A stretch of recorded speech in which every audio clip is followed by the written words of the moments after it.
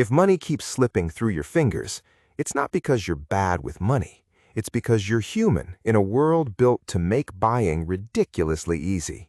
Your brain likes quick wins. Apps know the exact colors, words, and buttons that make you tap. Stores arrange shelves and lighting so you walk out with more than you planned.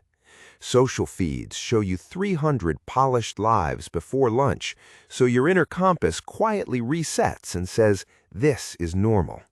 You're not weak, you're outnumbered. The fix isn't to become a tougher person who never wants things.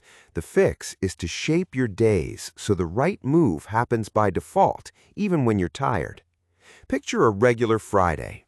You wake up, and before coffee, your paycheck has already landed.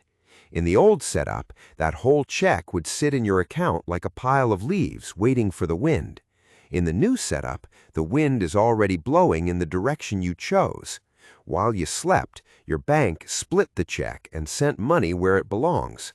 A slice slid into a savings account you named 3-month buffer, the kind that covers car tires and dental surprises so you don't erase progress.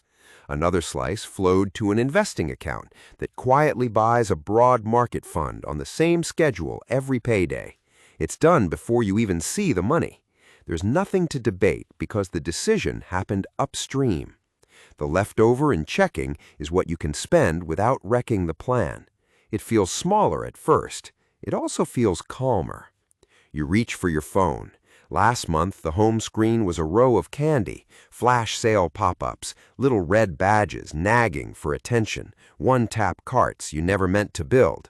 This month, it's different. Shopping apps are off the front screen, notifications are silenced, and everything that tries to sell you something has to wait its turn.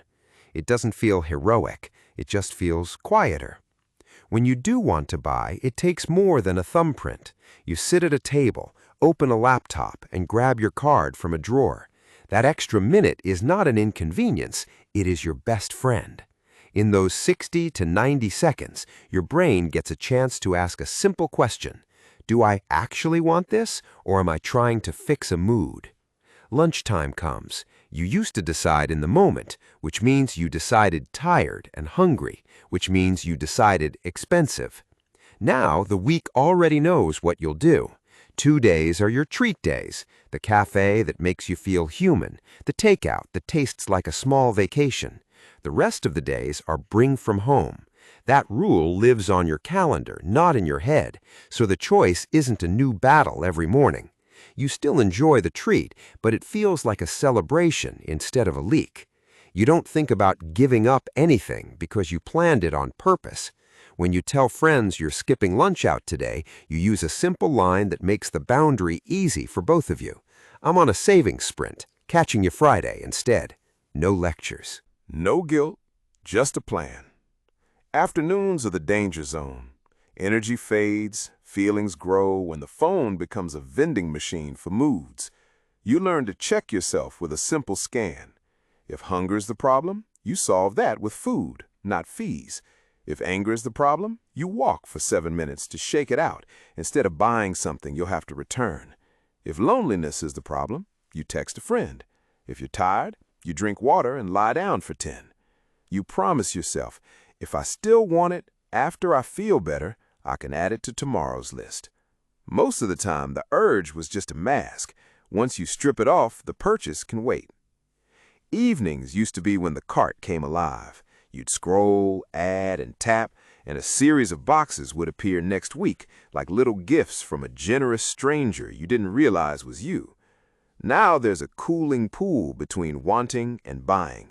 Anything over a small amount goes on a tomorrow list. It's not a ban, it's a pause. If you look tomorrow and it still makes sense, you buy it with a clear head. Half the time it won't survive the night. The other half you'll buy with less regret. Your future self will thank you for giving them a vote. Weekends used to cost a quiet fortune because boredom and advertising love each other. Now you keep a short list on your fridge or pinned note. 5 ways to have a good day for almost nothing.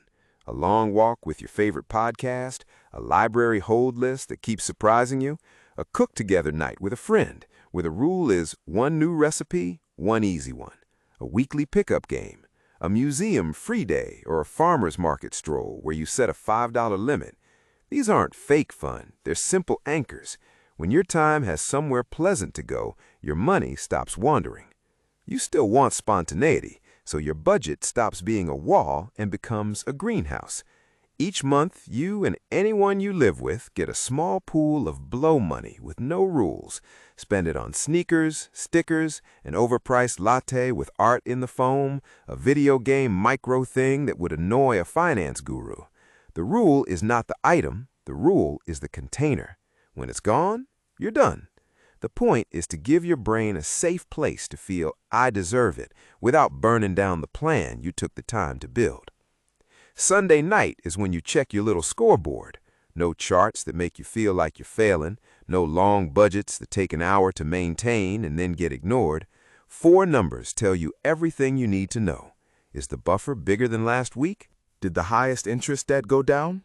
Did the auto invest run? How much fun money is left for the week ahead? That's it. If the system fired, you win the week. If it didn't, you nudge one lever. Maybe you shave a subscription. Maybe you move a bill to a different due date so it stops colliding with your rent.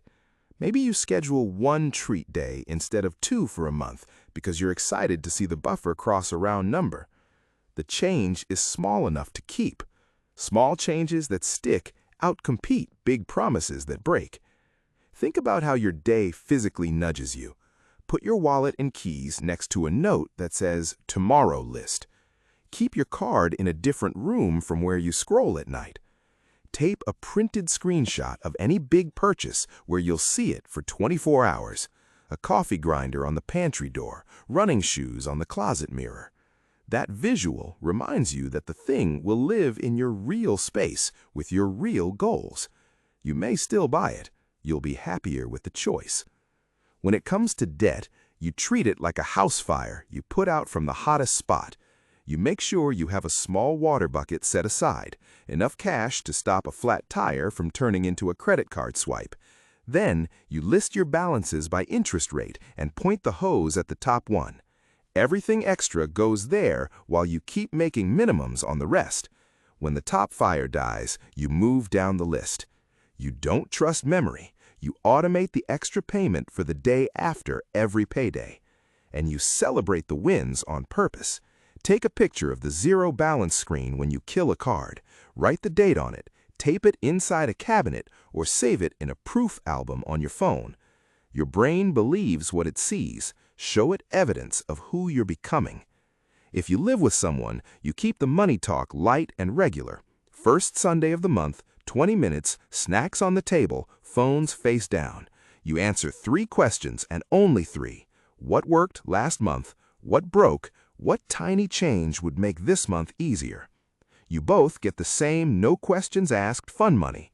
You both agree there are no surprise purchases beyond a set amount, and if either of you wants to spend beyond that, you talk first. Fairness beats cleverness. Calm beats right. Kids learn fast when they feel choices. 3 jars or 3 digital buckets are better teachers than 100 speeches. Spend, save, share. When they want something, you help them choose a jar and feel what that means. You don't say, we can't afford it. You say, we're choosing this over that. That sentence builds a muscle they'll use for the rest of their life. Most plans die because of how we treat mistakes. You'll have a big weekend. You'll order 3 deliveries in a week you swore you wouldn't. You'll buy a gadget that looked great on screen and dumb in your hand. The question isn't, did I mess up? It's, how fast did I fix it? You return what you can return. You take 5 minutes to put the old rules back. Tomorrow list on, apps off, auto moves firing. You do not try to make up for it by starving joy the next week. You aim for a small, boring win in the next 24 hours. What you repeat is what you become. Repeat recovery. See how the math plays out when you change little things instead of your whole identity. If you trim $300 a month of leaky spending, delivery fees you didn't taste, 2 subs you forgot, random treats that barely treated you, and point $180 a month at investments and $120 a month at savings, you'll end a year roughly $3,700 ahead without feeling like you moved into a cave. Run that for 3 years and it's around $12,000. 5 years, near $21,000. Not fantasy, not viral, just quiet progress that stops emergencies from knocking you off track and lets you say yes to things that actually matter. When you look back a year from now, you won't remember the single day you got serious. You'll remember that money started moving by itself. You'll remember the first time a surprise didn't break your week. You'll remember that your nights felt less like a mall and more like your life. You'll see a string of tiny notes in your win log and a few embarrassing selfies with a zero balance behind your grin. And you'll see a person who didn't become perfect, just smart about how their brain works when bills, phones, and feelings collide. You don't need a different personality to stop burning money. You need a different setup. Save before you see. Make buying slower than thinking. Put treats on the calendar so they stay fun. Watch 4 numbers once a week. Fix 1 leak at a time. Let quiet wins stack. The world profits when your default is spend. You profit when your default is keep. Today is just a small turn of the dial. Keep turning it. The sound you hear after a while is calm.